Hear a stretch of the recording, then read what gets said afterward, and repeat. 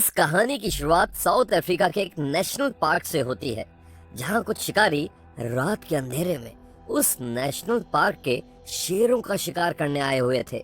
जहां उन्हें एक शेर का परिवार एक ज़ीब्रा को खाते दिखाई देता है और सभी शिकारी इस मौके का फायदा उठाकर उन सभी शेरों पर अंधाधुंध गोलियां बरसाना शुरू कर देते हैं, जिससे वो सभी शेर मारे जाते हैं। जिसके बाद वो शिकारी उन मरे हुए सभी शेरों को अपनी गाड़ियों में भर लेते हैं, मगर दो शिकारी वापस जाल बिछाने के लिए वहीं रुक जाते हैं। और तभी अचानक एक शिकारी को उसके पार्टनर के चीखने की आवाज सुनाई पड़ती है और वो उसकी तरफ जाता है, जहां वो ये देखता है कि उसका साथी शिकारी बुरी तरह से घायल है।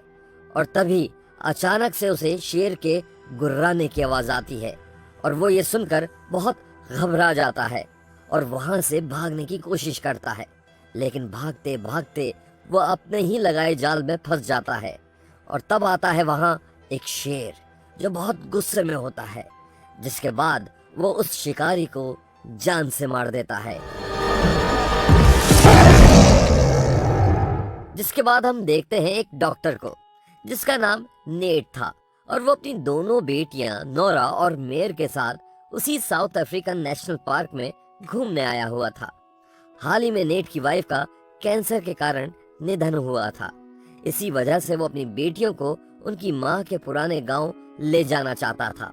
इसके बाद हम देखते हैं एक कैफे में कुछ देर इंतजार करने के बाद वहाँ नेट का दोस्त मार्टिन आ जाता है, जो कि एक बायोलॉजिस्ट है और इस नेशनल पार्क का मैनेजर भी है।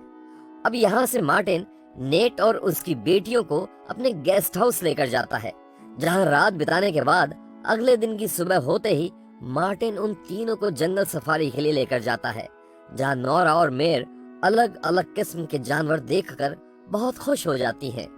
और सफर करते समय वो सभी एक साथ काफी अच्छा वक्त बिताते हैं। आखिर में वो घाटी के पास पहुंच जाते हैं, जहां उन्हें बंजी मिलता है, जो किसी भी इमरजेंसी सिचुएशन के लिए ट्रैंक्विलाइजर गन तैयार कर रहा होता है। तभी एक चट्टान के पास उन्हें शेरों का एक झुंड दिखाई देता है, जहां बंजी नेट और उसकी बेटियों को बताता है कि मार्टिन ने इन शेरों को इनके बचपन से पाल पोस कर बड़ा किया है। इसी वजह से ये सभी शेर मार्टिन को पहचानते हैं।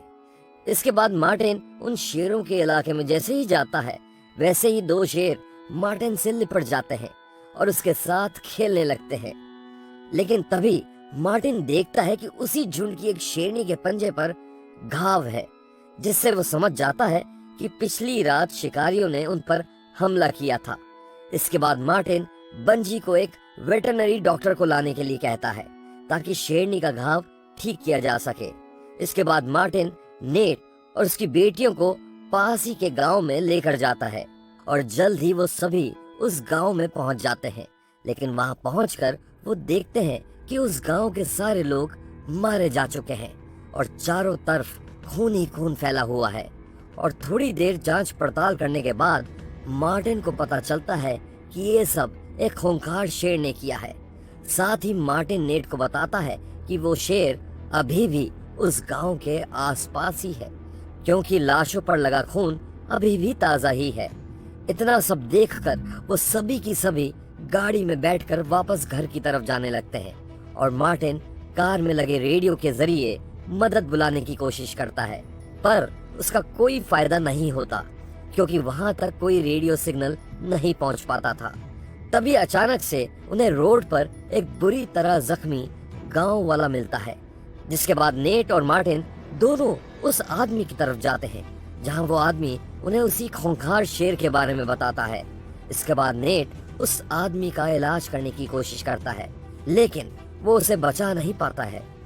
दूसरी तरफ मार्टिन अपनी स्नाइपर लेकर शेर को ढूंढने निकल पड़ता है, जहां वो उस शेर को ढूंढते ढूंढते एक तालाब के पास पहुंचता है। लेकिन वो शेर वहां घात लगाए बैठा था और थोड़ी ही देर बाद वो शेर मार्टिन पर हमला कर देता है, जहां मार्टिन भी उस पर तुरंत गोली चलाने की कोशिश करता है, पर उसका निशाना चूक जाता है। वहीं दूसरी ओर गोली की आवाज सुनकर नेट, नोरा और मेर तीनों बहुत घबरा जाते हैं। जिसके बाद नेट मार्टिन का पता लगाने के लिए जंगल में थोड़ा अंदर जाता है और तभी उसे वहां वो शेर दिखाई देता है जो उसकी तरफ तेजी से आ रहा था। जिसके बाद नेट डर कर तेजी से वापस अपनी कार की तरफ भागने लगता है। शेर का हमला करने से कुछ ही सेकंड पहले वो कार में घुसकर उसका दरवाजा बंद कर लेता है, जिससे शेर गाड़ी से टकरा जाता है। और अब वो शेर गाड़ी के अंदर घुसने की कोशिश करता है लेकिन घुस नहीं पाता है। और तभी उसे उस गाड़ी की एक खिड़की खुली दिखाई देती है जिसमें वो अपना पंजा अंदर डालकर नेट का पैर पकड़ लेता है। ये देखकर नोरा इंजन स्टार्ट करके ड्राइव करने लगती है और तभी नेट शेर के चेहरे पर लात मारकर खुद को उसके जबड़े से निकाल लेता है।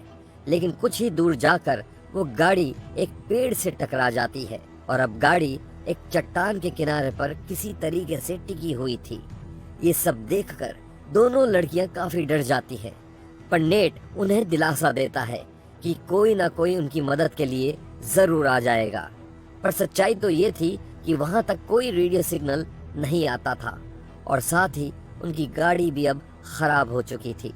तभी उन्हें एक वॉकी टॉकी पर मार्टिन की आवाज आती है जिस पर मार्टिन बताता है कि उसके पैर बुरी तरह से घायल हैं और शायद वो जल्द ही मरने वाला है। साथ ही वो नेट को कार में ही रहने की हिदायत देता है, पर नेट उसे यूं ही अकेला छोड़कर जाने से साफ इनकार कर देता है। जिसके बाद डॉक्टर होते हुए वो मार्टिन को घाव से खून रोकने का तरीका बताता है, जहां वो उसे अपने चाकू को लाइटर से गर्म करके उसे अपने घाव पर लगाने को कहता है ताकि उससे खून का रिसाव बंद हो सके। मार्टिन ने ऐसा ही किया लेकिन दर्द के मारे उसकी चीख निकल गई और उसकी चीख सुनकर वहां शेर भी आ जाता है। वॉकी टॉकी पर नेट उसे इंतजार करने को कहता है और बताता है कि वो ट्रंकलाइजर से उसकी मदद करने आ रहा है। साथ ही मार्टिन भी उन्हें बताता है कि शेर अब वहां से जा चुका है। इसके बाद नेट गाड़ी की छत पर चढ़कर गन से निशाना साधने लगता है, लेकिन तभी उसे वो शेर एक चट्टान से आते हुए दिखता है। मौके का फायदा उठाकर मेर मार्टिन की मदद करने के लिए उसकी ओर भागने लगती है और वहां नेट शेर पर गोली चला देता है, पर उसका निशाना चूक जाता है और शेर उस पर झपट्टा मारकर उसे गाड़ी की छत से नीचे गिरा देता है। जिसके बाद नेट उससे बचने के लिए गाड़ी के नीचे छिप जाता है, पर शेर वहां भी आने की बार बार कोशिश करता है। और तभी अपनी पिता की जान को खतरे में देख गाड़ी के अंदर बैठी नोरा एक ट्रंकलाइजर इंजेक्शन लेकर उस शेर के पीछे इंजेक्ट कर देती है, जिससे शेर बेहोश होने लगता है और वहां से भाग जाता है। दूसरी ओर मेर मार्टिन को वापस ले जाती है, जिसके बाद नेट मार्टिन को गाड़ी के अंदर बैठाकर उसके जख्मों का इलाज शुरू कर देता है। इसके बाद मार्टिन उन्हें बताता है कि ट्रंकलाइजर का असर कुछ घंटों में खत्म हो जाएगा और वो शेर फिर से वापस आ जाएगा।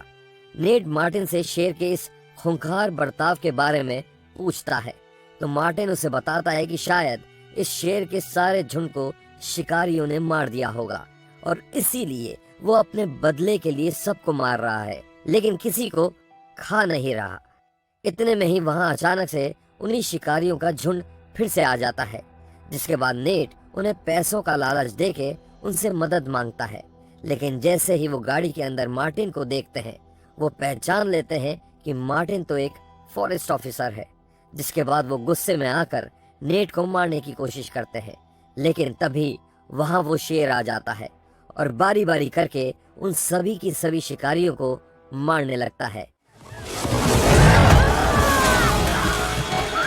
और इसी मौके का फायदा उठाकर वहां से बाहर निकलने के लिए नेट उन शिकारियों का ट्रक चुराने का प्लान बनाता है।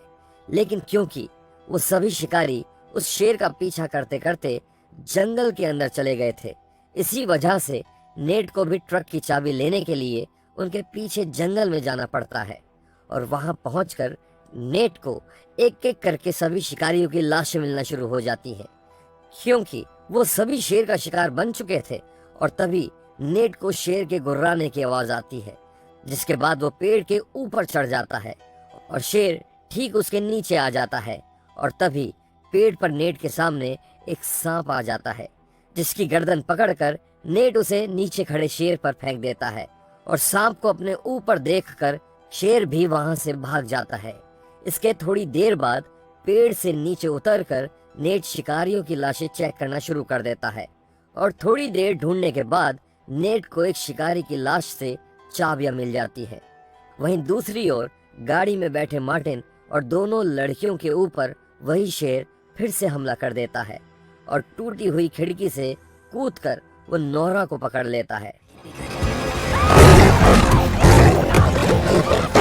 जिसके बाद मार्टिन शेर से लड़ने लगता है और उन दोनों लड़कियों को गाड़ी से बाहर निकलने को कहता है। और उन दोनों लड़कियों के उस गाड़ी से बाहर जाते ही अचानक से वो गाड़ी शेर और मार्टिन को लेकर उस चट्टान के नीचे खाई में गिर जाती है। लेकिन नीचे गिरने के बाद भी शेर रुकता नहीं, बल्कि फिर से मार्टिन की ओर बढ़ने लग जाता है। लेकिन अब गाड़ी से चारों तरफ पेट्रोल लीक हो चुका था और जैसे ही मार्टिन शेर को अपनी ओर आते देखता है, तभी वो शेर से माफी मांगते हुए अपने लाइटर से कार को आग लगा देता है, जिसकी वजह से उसकी मौत हो जाती है। इन सब के थोड़ी देर बाद नेट वहां पहुंचता है।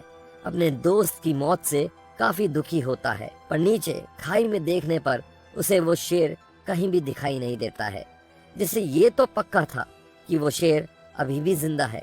इसके बाद तीनों वहां से निकल जाते हैं, लेकिन थोड़ी दूर तक जाते ही उनका पेट्रोल खत्म हो जाता है, जिसके बाद वो एक पुराने स्कूल की तरफ जाते हैं, जहां नेट नोरा के घाव का इलाज कर सके, जो घाव उसे शेर से लड़ते वक्त आए थे।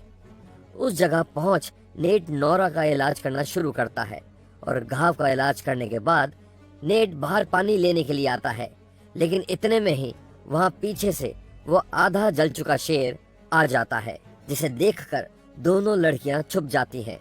लेकिन जल्द ही वो शेर उन दोनों को ढूंढ लेता है, जिससे दोनों लड़कियां चिल्लाने लगती हैं।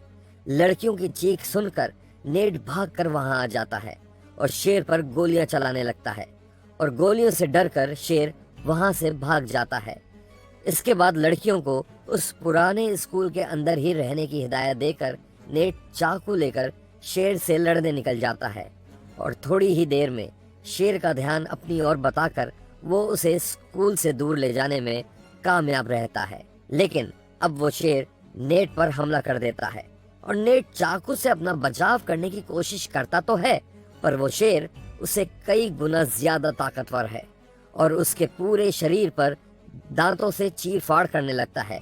लेकिन लड़ते लड़ते वो शेर ये भूल जाता है कि वो दूसरे शेरों के इलाके में आ चुका है और ये उन्हीं शेरों का इलाका होता है जिन्हें मार्टिन ने पाला हुआ था। वहां शेर जैसे ही नेट को खत्म करने ही वाला था कि तभी वहां दूसरे दो शेर आकर उस आधे जले शेर पर हमला कर देते हैं और उससे लड़कर उसे मार देते हैं। लेकिन नेट इतनी चोटों की वजह से वहीं पर बेहोश हो जाता है और जल्द ही वहां बंजी आ जाता है और उसे हॉस्पिटल लेकर जाता है। कुछ वक्त के बाद उसकी आंखें हॉस्पिटल में खुलती हैं, जहां उसके साथ में उसकी दोनों बेटियां भी मौजूद थी। दोनों अपने पिता को जल्दी ठीक होने का दिलासा देती हैं और कुछ ही समय के बाद वो नेट फिर से अपनी दोनों बेटियों को उनकी माँ के गांव में लेकर जाता है, जहां वो फिर से अच्छा समय बिताते हैं। तो ये थी बीस्ट फिल्म की सारी कहानी। आपको ये कहानी कैसी लगी हमें कमेंट्स में जरूर बताइएगा।